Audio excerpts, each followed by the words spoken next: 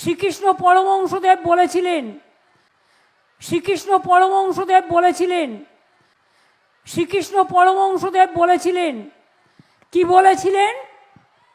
ধর্ম মানে ধারণ। ধর্ম মানে কি? ধর্ম মানে মানবতা, ধর্ম মানে পবিত্রতা, ধর্ম মানে বিদ্বেষ নয়, ধর্ম মানে শান্তি। এটা বলেছিলেন শ্রীকৃষ্ণ পরমহংসদেব, যিনি গীতায় বাণী লিখেছিলেন, উপদেশ দিয়েছিলেন। শ্রীকৃষ্ণ পরমহংসদেব, যিনি গীতায় বাণী লিখেছিলেন, উপদেশ দিয়েছিলেন। শ্রীকৃষ্ণ পরমহংসদেব, যিনি গীতায় বাণী লিখেছিলেন, উপদেশ দিয়েছিলেন। তিনি রাজ্যের মুখ্যমন্ত্রী, তার দল তৃণমূলের সর্বময় কর্ত্রীও তিনি। তিনি আরো একবার ভুলভাল বলে হাসির খোরাক হলেন রাজ্য জুড়ে। শ্রীকৃষ্ণ এবং রামকৃষ্ণকে বোধহয় গুলিয়ে ফেললেন মমতা বন্দ্যোপাধ্যায়। লক্ষ্মীর পাঁচালী শোনাতে গিয়ে বললেন ভুলভাল। মা সরস্বতীর যে মন্ত্র তিনি বললেন তাও ভুলে ভরা। जानबूझ के एक गंदा धर्म जो ईश्वर ने इसने बनाया, जो एक जुमला पार्टी ने बनाया, वो धर्म को हम नहीं मानता है। এত লোকের মৃত্যু বললেন 30 জন, কথাটা কি সঠিক? কত ডেড বডি ভাসিয়ে দিয়েছেন নদীতে? তখন মৃত্যু কুম্ভ হয়ে গেছে। কোনোদিন পড়েছো পাঁচালী? এসো মা লক্ষ্মী, বসো মা লক্ষ্মী, থাকো মা লক্ষ্মী আমার ঘরে। এসো মা লক্ষ্মী, বসো মা লক্ষ্মী, থাকো মা লক্ষ্মী আমার ঘরে। কোনোদিনও পড়েছো পাঁচালী? জয় জয় দেবী চরাচর সারে, কুচ শোভিত মুক্ত হারে, বীণা রঞ্জিত পুস্তক হস্তে, কুচ শোভিত মুক্ত হারে, বীণা রঞ্জিত পুস্তক হস্তে, কুচ শোভিত মুক্ত হারে, বীণা রঞ্জিত পুস্তক হস্তে, ভগবতী ভারতী দেবী নমস্তে। হিন্দু ধর্মকে তিনি গন্দা ধর্ম বলেছিলেন, মহাকুম্ভকে বলেছিলেন মৃত্যুকুম্ভ। এহেন সবজান্তা নেত্রী কিনা ভগবান শ্রীকৃষ্ণকে গীতার রচয়িতা বলেও চালিয়ে দিলেন।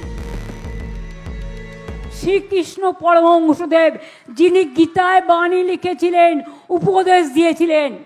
শ্রীকৃষ্ণ পরমহংসদেব, যিনি গীতায় বাণী লিখেছিলেন, উপদেশ দিয়েছিলেন। মুখ্যমন্ত্রীর এই ভুলভাল মন্ত্রতন্ত্রের কড়া সমালোচনা করেছেন রাজ্যের বিরোধী দলনেতা শুভেন্দু অধিকারী। সোশ্যাল মিডিয়ায় তৃণমূল নেত্রীর বক্তৃতার ভুলগুলো চোখে আঙুল দিয়ে দেখিয়ে দিয়ে লিখেছেন, মাননীয়া আপনার জ্ঞাতার্থে বলি, পরমহংস একটি সংস্কৃত উপাধি। পরমহংস হিন্দু ধর্মের সেই গুরুদেবকে বলা হয় যিনি একজন আধ্যাত্মিক মহাপুরুষ, যিনি পরম জ্ঞান অর্থাৎ ব্রহ্মজ্ঞানের অধিকারী বা মোক্ষ লাভ করেছেন। শুদ্ধ মনা, সংযত আত্মা, নির্বিকার, সমদর্শী এবং জাগতিক মায়া ও আসক্তি থেকে যিনি সম্পূর্ণ মুক্ত। পরমহংস শব্দের অর্থ সর্বোচ্চ রাজহাঁস।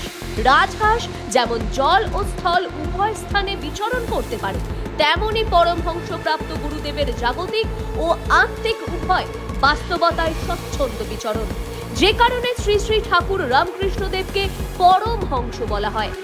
ভগবান শ্রীকৃষ্ণ স্বয়ং ভগবান, সৃষ্টির স্বামী, তিনি সম্পূর্ণ জগতের সৃষ্টিকর্তা।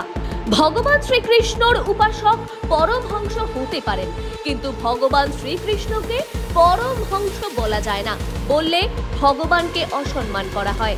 তৃণমূল নেত্রী মিথ্যাচার করছেন বলেও অভিযোগ শুভেন্দুর।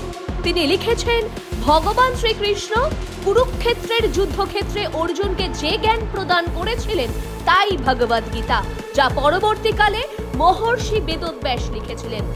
ভগবান শ্রীকৃষ্ণ গীতার কথক, লেখক নন, তাই মাননীয়া আপনি মিথ্যাচার করছেন। শ্রীকৃষ্ণ কি বলেছিলেন? শ্রীকৃষ্ণের উপদেশে বলেছিলেন, শ্রীকৃষ্ণ পরমহংসদেব বলেছিলেন, শ্রীকৃষ্ণ পরমহংসদেব বলেছিলেন, শ্রীকৃষ্ণ পরমহংসদেব বলেছিলেন, কি বলেছিলেন? ধর্ম মানে ধারণ। ধর্ম মানে কি? ধর্ম মানে মানবতা, ধর্ম মানে পবিত্রতা, ধর্ম মানে বিদ্বেষ নয়, ধর্ম মানে শান্তি। এটা বলেছিলেন শ্রীকৃষ্ণ পরমহংসদেব, যিনি গীতায় বাণী লিখেছিলেন, উপদেশ দিয়েছিলেন।